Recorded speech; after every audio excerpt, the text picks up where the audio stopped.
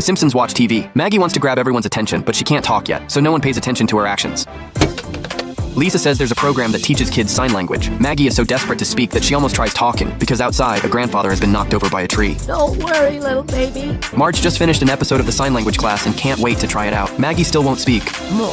They practice until Marge's belly grows bigger. Finally, Maggie learns a little bit of sign language. Marge takes her to show off their new skill, but everyone else is too busy with their phones and tablets to look up. Seeing everyone focused on their screens, Marge decides to limit their screen time. Lisa says that even without phones, they wouldn't talk to each other. Marge decides that they can only watch TV for half an hour a week. Homer doesn't believe Marge doesn't watch cake tutorials online, so Marge reluctantly includes herself in the restriction. A week passes. Marge brings out an old-fashioned TV, and watching this doesn't count as a violation. Now it's time to check the results. Unexpectedly, everyone is very conscientious. None of them have exceeded half an hour of screen time. Lisa hasn't even touched her phone. Lisa says real happiness comes from physical books. They almost managed to fool Marge, but they forgot the phone repair wrench at Homer's house. Once Marge finds out the truth, she has no choice but to take drastic measures. She collects all the electronic devices, planning to hide them somewhere no one will find them. At work, Carl notices that Homer is so bored, so he gives him a newspaper. With a riddle game, Homer can kill time. It turns out that words can have such charm. Homer gradually gets the hang of it and wants to show off to his coworkers, but he accidentally ends up in the core area. Bart doesn't have a phone at school, and out of boredom, he picks up a toy. The school bullies look at him like he's a fool. Lisa wants to find a book without using her phone, so she goes to the basement and finds some old books. Marge wants to make spaghetti but can't look up a recipe because she can't use her phone. She decides to ask the restaurant chef. The chef tells her that if she wants to eat, she'll have to come to the restaurant. When Homer gets home,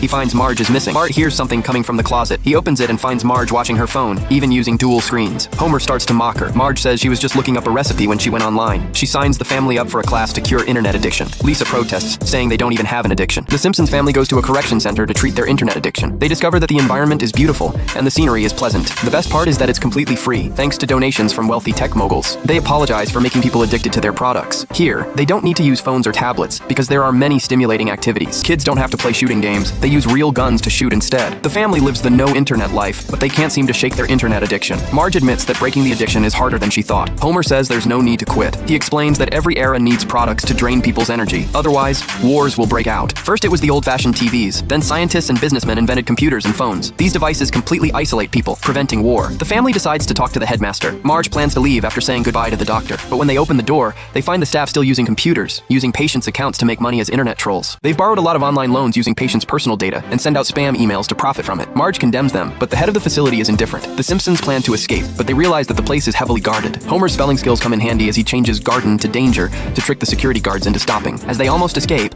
the terrain suddenly flattens. Maggie uses the sign language she's just learned to tell them that baby powder can detect lasers. The family successfully escapes.